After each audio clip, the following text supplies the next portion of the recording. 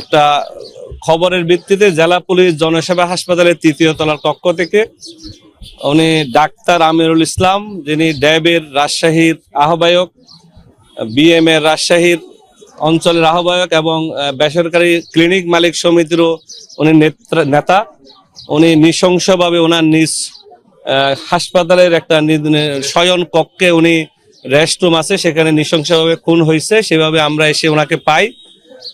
সেই ভিত্তিতে আমরা পারিপার্শ্বিক অবস্থা ও আমাদের যে প্রযুক্তিগত যে বিষয়গুলো আমরা বিশ্লেষণ করি, আমরা পুলিশের পক্ষ থেকে, আমরা জেলার বিভিন্ন সংস্থা আমরা যৌথভাবে কাজ করার পরে আমরা দেখতে পাই হাসপাতালের একটা স্টাফ এটার সাথে মূলত জড়িত ছিল। আমরা সন্দেহভাজন আমরা কয়েকজনকে আমাদের হেফাজতে নিয়ে দীর্ঘ রাত তাদেরকে আমরা জিজ্ঞাসাবাদ শেষে ভোর রাতে অলমোস্ট ভোর 4টার দিকে আমরা যে মূল যিনি ক্রিমিনাল তার নাম হচ্ছে আসাদুল মিয়া আসাদ, উনি হচ্ছে বাড়ির দুনটে। সে 2024 সালে বগুড়া থেকে এইচএসসি পাশ করে টিএমএসএস মেডিকেল কলেজে ল্যাব রেজিস্ট্রার হিসেবে কর্মরত আছে। সেই আসাদ গত 3 বছর ধরে ডাক্তার আমিরুল সাহেবের পিএ হিসেবে এখানে কর্মরত ছিলেন। কর্মরত থাকার সময় হাসপাতালে বিভিন্ন স্টাফ আছে, বিভিন্ন ফিমেল কলিগও থাকে।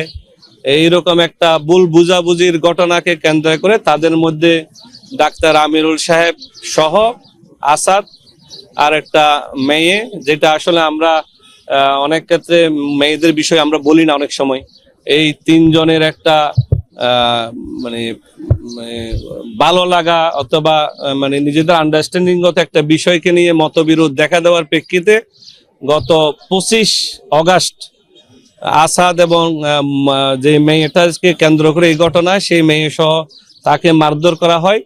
ওখানে একটা চেঞ্জ রুম ছিল, সেখানে মারধরের পরে আসাদকে চাকরি থেকে বের করে দেওয়া হয় হাসপাতাল থেকে। তারপরে সে বগুড়া চলে যায় 25 তারিখে। বগুড়া যাওয়ার পর তার মধ্যে একটা প্রতিহিংসা কাজ করে, তার মধ্যে একটা ডাক্তার আমিরুল সাহেবের কোনো বিষয় নিয়ে তার মধ্যে একটা ক্ষোভ কাজ করে। সেই ক্ষোভের অংশ হিসেবে সে বগুড়া থেকে একটা বোরকা কিনে 1300 টাকা দিয়ে একটা দোকান থেকে, এবং 2টা ছুরি কিনে। সে যেহেতু এখানে 3 বছর পিএ হিসেবে কর্মরত ছিল, তার কাছে ডাক্তার আমিরুল সাহেবের রুম, এখানে প্রবেশ পথ, কোথায় সিসিটিভি ফুটেজ থাকবে না, কোথায় সে ফাঁকি দিলে সহজে ঢুকতে পারবে, এইসব বিষয় তার জানা আছে। সেই ভিত্তিতে গত 31 অগাস্ট সন্ধ্যা 7টার দিকে সে বোরকা পরিহিত অবস্থায় সে 3 তলার ডাক্তার আমিরুল সাহেবের কক্ষে অবস্থান নেয়। প্রথমে যখন সে 3 তলায় আমির সাহেবের রুমের সামনে যায়, তখন উনি ভিতরেই ছিলেন। এই সময় সে সিঁড়িতে সে আত্মগোপন করে অবস্থান নেয় এজ এ মহিলা হিসেবে। তারপরে যখন ডাক্তার আমিরুল সাহেব যখন এখান থেকে বের হয়ে যান 7:10-এর দিকে, তখন সে যেহেতু উনি আসা যাওয়ার মধ্যেই থাকেন এবং সে জানতো এখানে সিসিটিভির কাভারেজ নাই এই কোণাটাতে, সে কৌশলে এই রুমের মধ্যে ঢুকে খাটের নিচে সে আশ্রয় নেয়। তার প্রাথমিক জিজ্ঞাসাবাদে আমরা যেটা বুঝি, তার সাথে যেটা আমাদের 10-12 ঘন্টা জিজ্ঞাসাবাদ হয়েছে, তার প্রথমত ইচ্ছা ছিল যে সে তাকে পঙ্গুত্বের কোনো কিছু করবে, কিন্তু সেই যেহেতু বেশি রাত্রে, ওদিন ডাক্তার আমিরুল সাহেব রাত 1টা পর্যন্ত সে চেম্বারে বিভিন্ন রুগী দেখছে, বিভিন্ন রুম ভিজিট করে প্রায় 1:15টার দিকে সে রুমে আসছে। উনি আবার নিজে হাইপার টেনশন, ওনার ঘুমের সমস্যা, প্রেশার, এইসব রুগী ছিলেন। উনি ওষুধপত্র, উনি ঘুমের ওষুধও খাইতেন, সেটাও পিএ হিসাবে আগে যে কর্মরত আসাদ জানতো। সেই প্রেক্ষিতে উনি ঘুমের ওষুধ খেয়ে, এরপর উনি কিছু ফাইলপত্র সাইন করছে হাসপাতালের 1টা-1:30টার দিকে।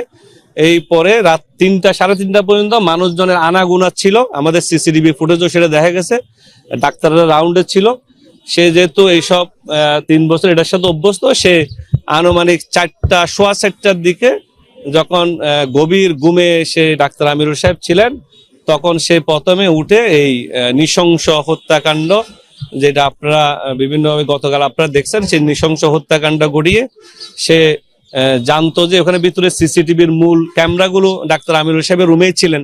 তো সেই জন্য সে প্রায় ঘন্টাখানেক অপেক্ষা করছে। সে নিজেরে গোছাইয়ে সে আবার সোয়া 6টার দিকে সে বোরকা পরে নিচে নেমে গিয়ে সে চলে যায়। গিয়ে সে আবার বগুড়ার দিকে রওনা হয়।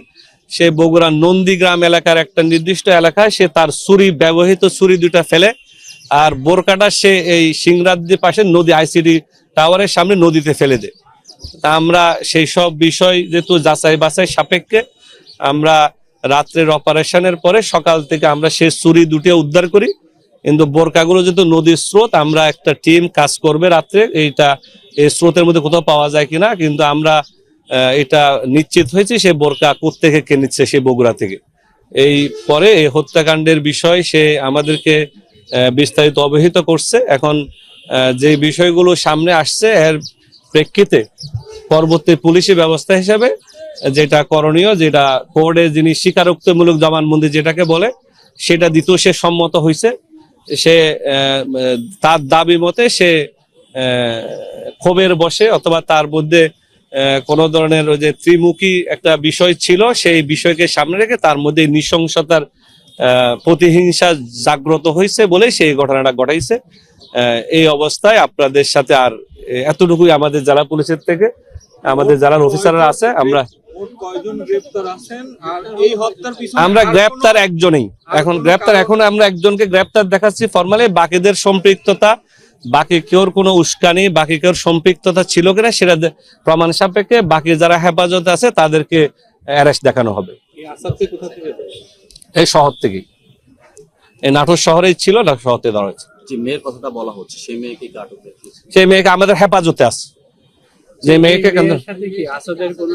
আসাদের সম্পর্ক ছিল, আসাদ তাকে বিয়ে করার কথা ছিল, সে তার আরেকটা মানে সে এটা আগে বিয়ে করছিল, ডিভোর্স শেষ হয় নাই, এই জন্য সে বিয়ে করতে পারে না। এবং সে বেসিক্যালি আমরা এইভাবে বলছিলাম যে আসলে সে যত 25 তারিখ ঘটনা, তাহলে এই মেয়েও চলে গেল না কেন। সে চাইছে যে আসলে সে কয়েকদিন পরে নিয়ে যাবে, যেহেতু চাকরি বাড়া সারা করবে কি, সে চাকরি করতেছে করুক, তারপর তাকে নিয়ে যাবে। এখানে আমিরুল সাহেবের ভূমিকা কি তাদের প্রেমের মধ্যে?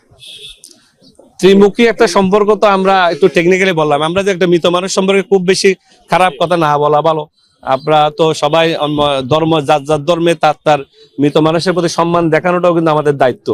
আমরা ওটা প্রকাশ্যে না বলা ভালো। আমরা তো সবাই যার ধর্মের একটা ইথিক্সে বিশ্বাস করি না। চেতনানাশক কিছু হন, উনি যদি রেগুলার ঘুমের ওষুধ খায় এটা আসাদ জানতো। পিএ হিসেবে 3 বছর যেহেতু ছিল, সে জানে যে উনি যেহেতু হাইপার টেনশন, ডায়াবেটিস, অনেক ধরনের অসুস্থতার মধ্যে থাকে, এই জন্য ও জানতো যে এরকম ঘটনা মানে গভীর ঘুমে চলে যাবে। জি, চুরিটাই উদ্ধার করা হয়েছে, আর বোরকা উদ্ধারের চেষ্টা চলতেছে, আর কোন আলামত এর সাথে সংশ্লিষ্ট নাই। অন্য কোন রহস্য এ পর্যন্ত তদন্তে পায় না। আমরা আরো জিজ্ঞাসাবাদ করলে হয়তো আর কিছু পাইলে আমরা আপনাদের পরবর্তীতে জানাবো। আজকে আরো অপারেশন আছে, আরো কিছু উদ্ধারের বিষয় থাকে, ওই যে বোরকা, এইসব অপারেশনে বেসিক্যালি পুলিশের কাছে এরকম অপারেশনাল কাজে আসামি হেফাজতে থাকার সুযোগ আছে, আইনে কোনো বাধা নেই। একটা পুরুষাঙ্গের বিষয় তো কালকে থেকে জানেন আপনারা, এটা আমরা ওই যে বোরকা পরিহিত অবস্থায় উপস্থিতিটা যেহেতু ওই সিঁড়িটা ইউজ করছে, আপনারা জানেন 3 তলার সিঁড়ির মধ্যে যে সিসিটিভিটা আছে ওইটাই শুধু কোণাটা কাভার করে, আর এদিকে সিসিটিভি নাই। যেহেতু এটা প্রাইভেট রুম, মহিলারা এদিকে থাকে অথবা মেয়ের নামাজ টামাজ পরে, এখানে সিসিটিভি ছিল না। তো সিঁড়ির গোড়ায় যে সিসিটিভিটা আছে সেই ফুটেজটা থেকে আমরা নিশ্চিত হয়েছি একাই জড়িত, আর কেউ ছিল না। আপাতত তদন্তে মানে এই 30 ঘন্টার তদন্তে আমরা মামলা, গতকালে মামলা হয়েছে, ওনার মিসেস বাদী হয়ে মামলা করছে সদর থানায়।